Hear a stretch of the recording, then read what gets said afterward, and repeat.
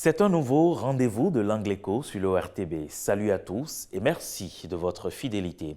La gouvernance économique au Bénin est de plus en plus applaudie depuis quelques années par les institutions de Bretton Woods et les agences de notation financière. Pour preuve, la croissance économique du Bénin varie entre 6 et 7 %, ceci en dépit des chocs exogènes et de la crise internationale que tous les pays du monde traversent depuis quelques mois déjà. Alors, question, qu'est-ce qui facilite une telle croissance économique et qu'en est-il de la redistribution au niveau des populations? L'équipe de l'Angleco se propose aujourd'hui de vous en parler. Ce sera dans la chronique à l'heure des réformes. Mais avant, je vous propose le billet économique. Regardez.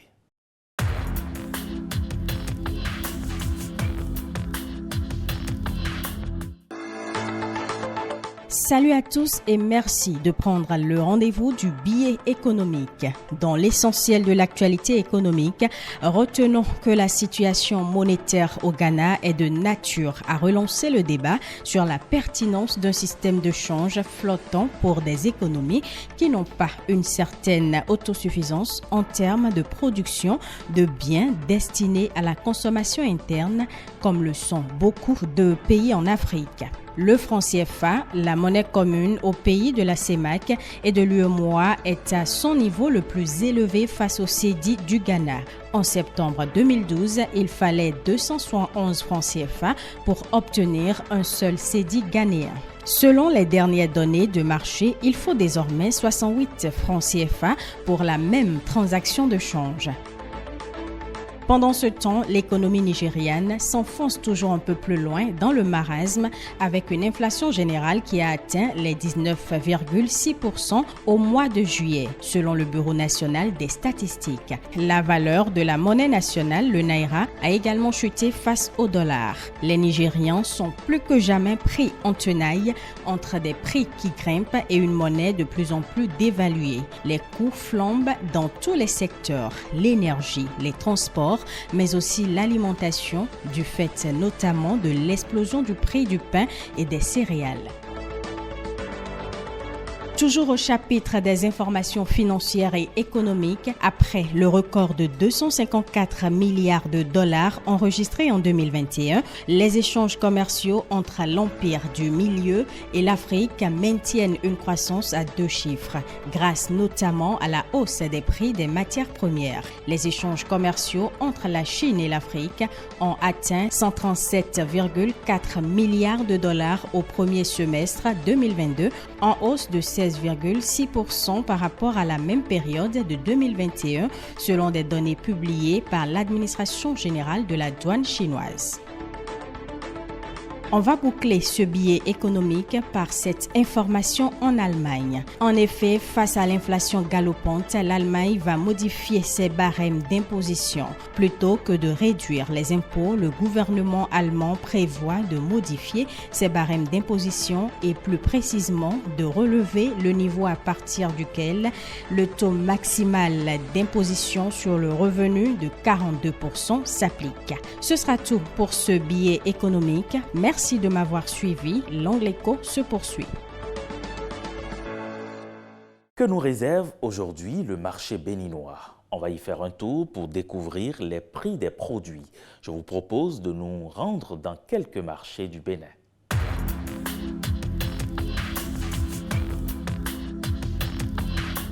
Mesdames et messieurs, bienvenue et merci de votre fidélité.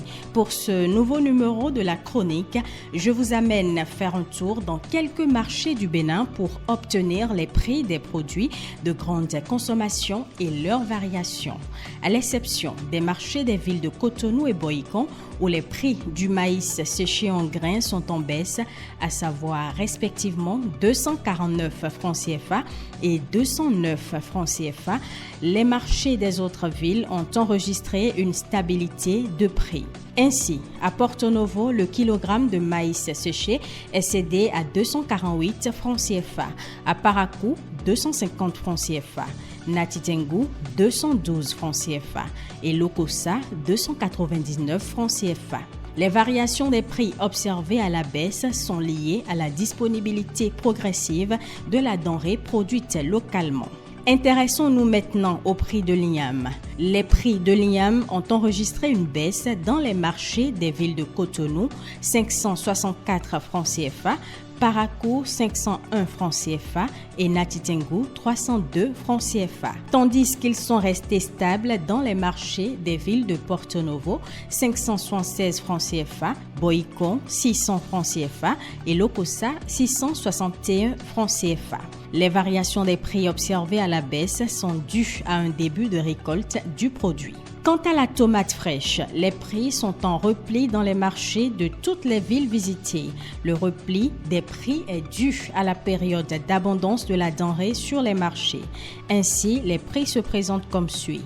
À Cotonou, 392 francs CFA, à Porto Novo, 418 francs CFA, Parakou, 510 francs CFA, Natitengu, 580 francs CFA, Boikon, 278 francs CFA et Lokossa, 301 francs CFA. Bouclons ce tour des prix des produits sur le marché par le ciment. Les prix du ciment dans les villes se présentent comme suit.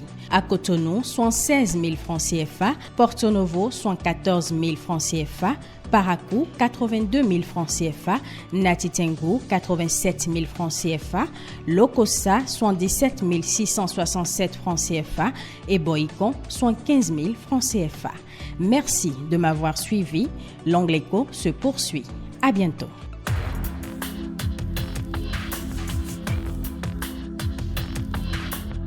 Depuis quelques années, les réformes initiées au Bénin sur le plan économique sont saluées par plus d'un. La croissance économique du Bénin varie entre 6 et 7%, ceci en dépit des difficultés actuelles dans tous les pays du monde. Quelles sont ces réformes et comment les populations les accueillent? Le panier de la ménagère s'est-il véritablement amélioré? Le conseiller technique au suivi des réformes du ministre de l'Économie et des Finances nous en parle.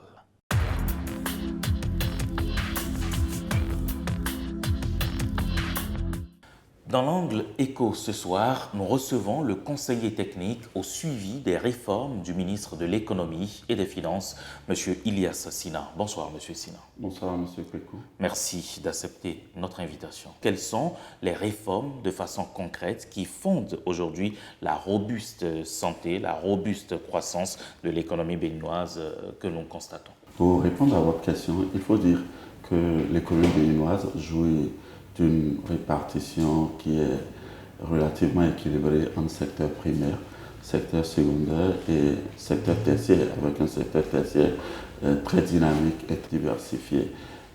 Pour ces trois secteurs, il faut dire que la stratégie du gouvernement est de remonter dans la chaîne de valeur. Par exemple, nous prenons le coton. La production cotonnière au cours de ces dernières années a été doublée de façon extraordinaire jusqu'à être premier producteur de coton depuis 2018. Les réformes qui ont permis d'obtenir tels résultats ont été implémentées dans le secteur du riz, par exemple la filière riz, la filière du manioc, la filière de l'ananas. On réorganise la filière, on a des acteurs, on les autonomise, on les permet d'accéder au crédit. Le gouvernement régularise, le gouvernement fait le suivi. Dans le secteur secondaire, le gouvernement adopte également la même approche.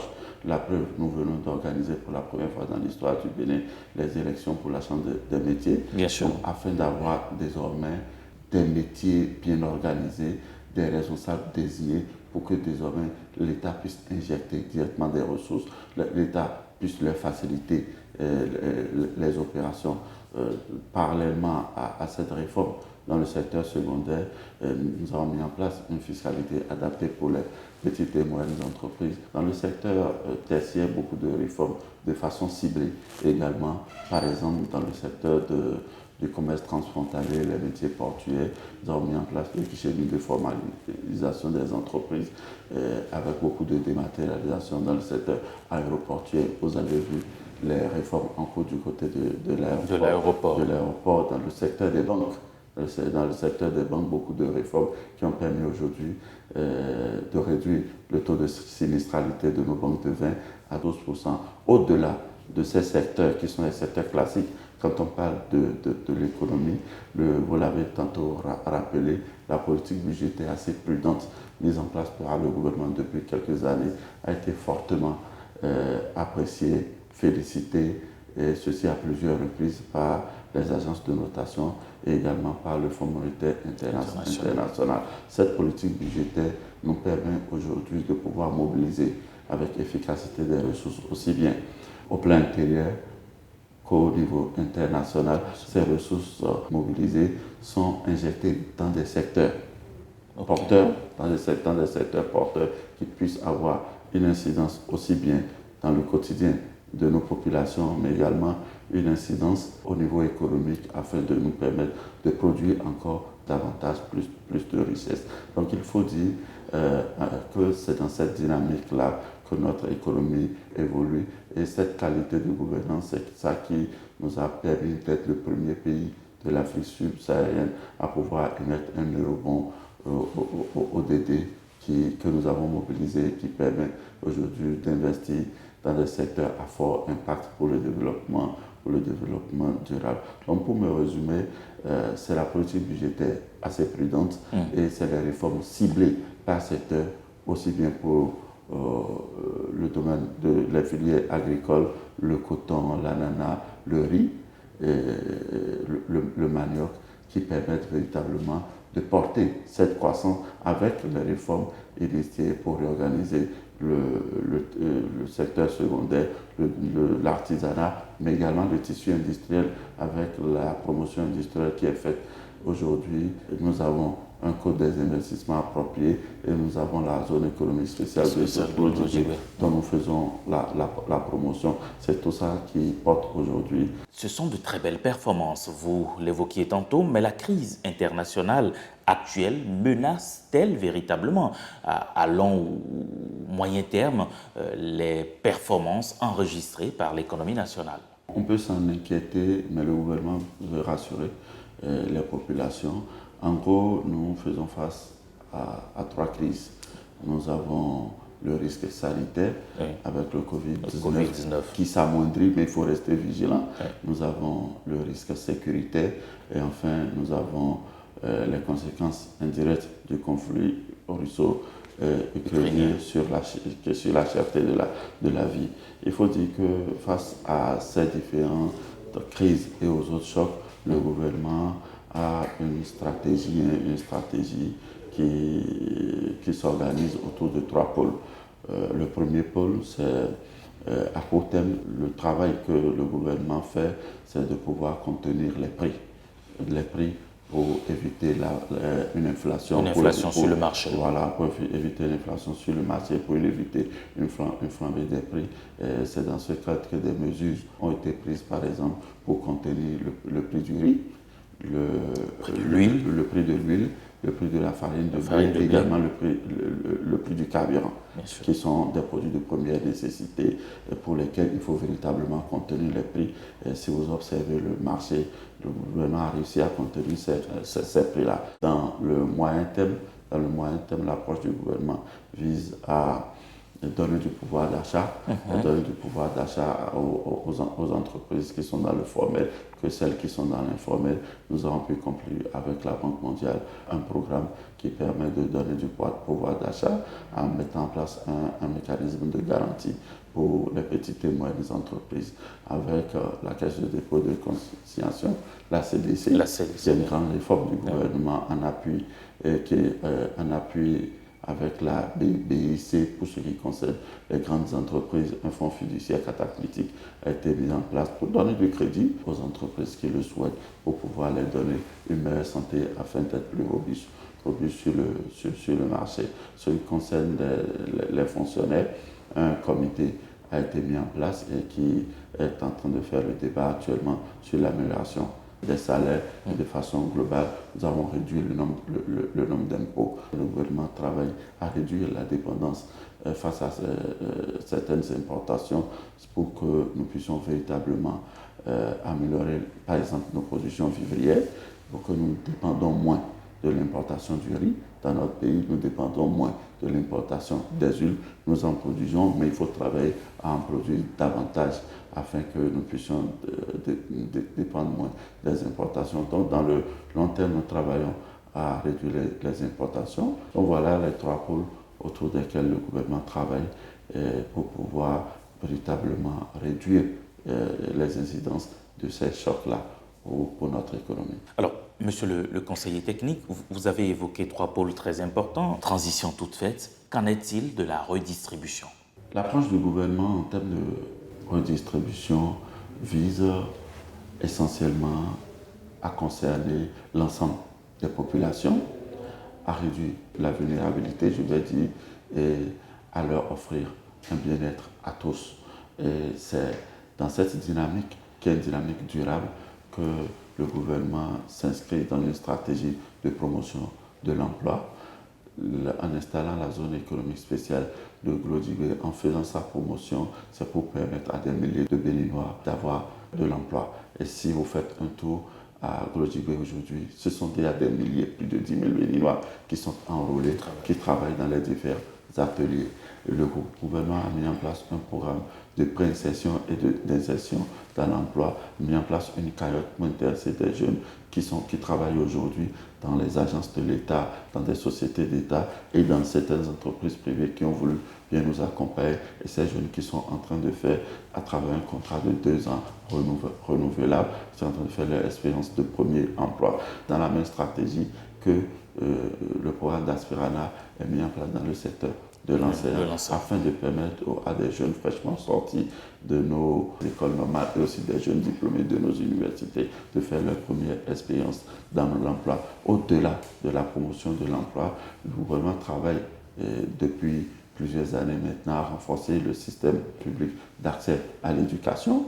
Ce renforcement vise à ce que nous ayons une école qui sort des jeunes qui sont immédiatement disponibles qui peuvent être consommés par le marché de l'emploi ou bien le marché de l'auto-emploi. Nous voulons construire actuellement 30 lycées techniques agricoles parce que l'agriculture est le premier poumon de notre économie en termes de croissance. Réellement, l'agriculture est le premier poumon. Donc 30 lycées techniques agricoles répartis sur tout l'ensemble du territoire afin de former des jeunes qui pourront sortir, qui pourront véritablement travailler de façon autonome, mais également travailler dans des entreprises qui seront dans l'agro-business. Nous sommes en train également de construire 10 lycées techniques de métiers qui vont former dans les métiers de soudure, de vitrerie, de menuiserie, des métiers types qui sont des métiers fortement demandés sur le marché aujourd'hui.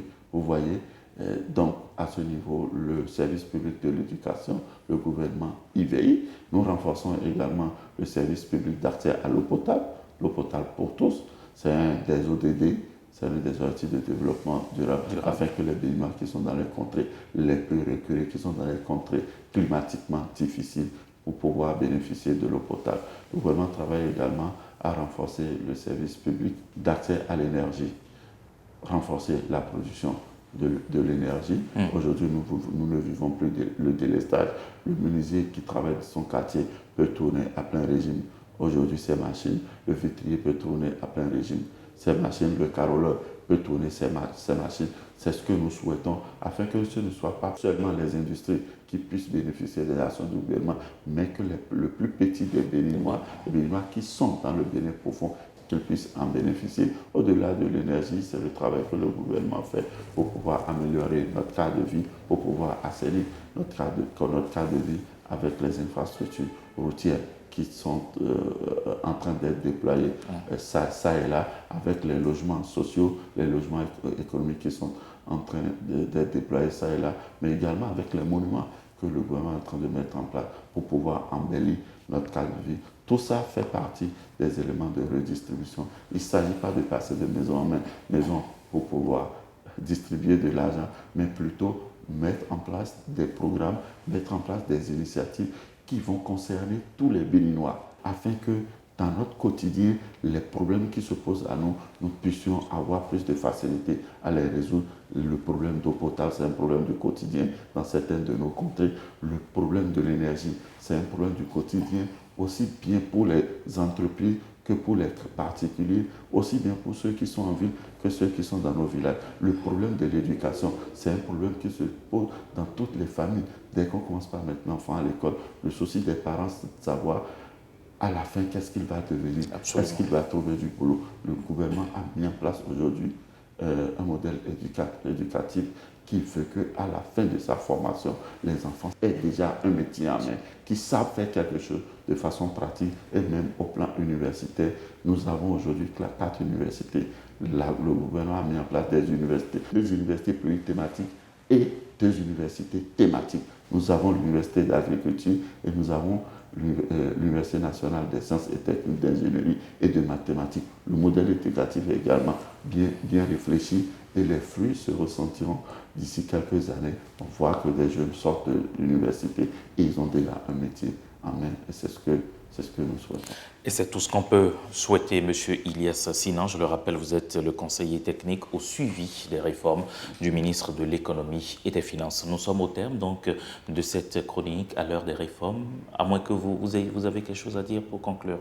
On juste demander à nos concitoyens de croire en ce que le gouvernement fait, croire en ce que nous faisons et nous soutenir et d'être rassurés qu'un franc récolté, c'est un franc dépensé pour le bien de tous les Béninois, sans exclusion. Merci, M. Ilyas Sinan, conseiller technique au suivi des réformes du ministre de l'Économie et des Finances. La suite de l'angle éco, je vous propose, puisque nous parlons d'économie, l'économie béninoise, eh bien la bourse également peut financer l'économie nationale. Découvrons ensemble dans la chronique « C'est mon argent ».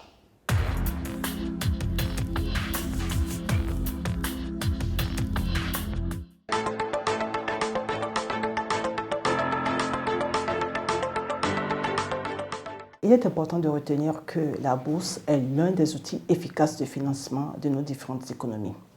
Et sur la bourse, il y a d'un côté les entreprises qui ont besoin de lever des fonds de long terme pour financer leur croissance, les États qui ont besoin de lever des fonds pour financer leur économie à travers les différents projets structurants, et de l'autre côté, il y a les investisseurs et les épargnants qui ont de la liquidité.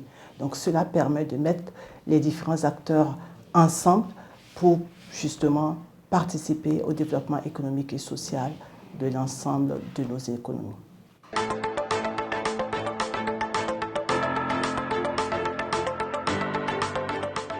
Il y a généralement ce qu'on appelle les emprunts obligataires.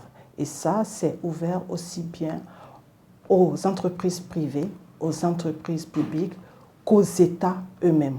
Donc vous avez dû entendre parler des emprunts obligataires par appel public à l'épargne que le Bénin fait, par exemple, mais pas seulement le Bénin, c'est l'ensemble des pays de la zone UEMOA. Parce que la BRVM est une bourse commune à ces 8 États de la zone UEMOA.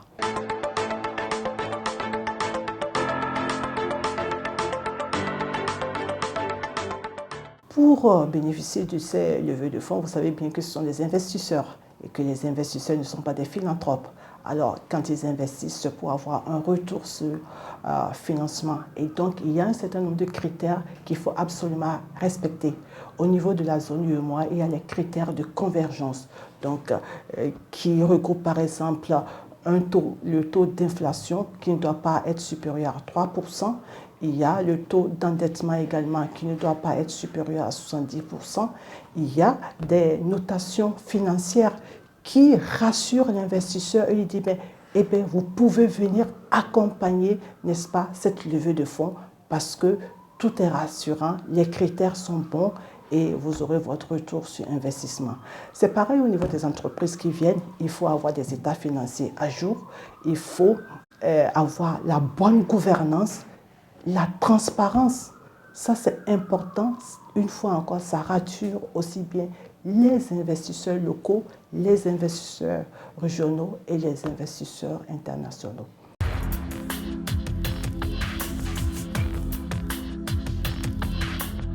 Quelle différence faire entre le revenu et le salaire? Aujourd'hui, avec un macroéconomiste, nous découvrons cela dans le mot de l'écho.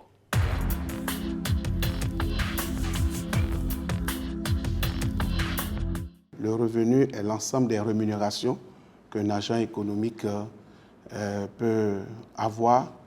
Et ces rémunérations peuvent provenir du salaire, donc rémunération salariale. Ça peut provenir donc des propriétés. Parlant donc des propriétés, il peut y avoir donc les loyers, il peut y avoir donc des revenus sur le capital, c'est-à-dire que ce qu'il a placé à la banque dans les institutions financières. Donc on parlera donc de revenus de propriété. Et puis il peut y avoir aussi donc des revenus qui découlent des dividendes, le fait donc d'avoir des actions, des placements dans les entreprises, dans les institutions. Donc on peut avoir aussi des dividendes au retour. Et comme aussi on peut avoir des revenus de transfert. Donc l'ensemble de ces rémunérations forme ce qu'on appelle le revenu. Le salaire, c'est ce qu'on touche donc en fin de mois, et ça c'est une rémunération qui découle donc des relations contractuelles entre un travailleur et puis l'employeur. Donc, et cette rémunération est mensuelle. Et donc, le salaire, c'est un aspect donc du revenu.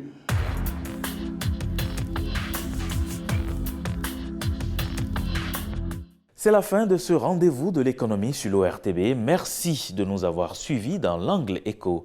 Si cette émission vous intéresse, faites-le savoir. À bientôt.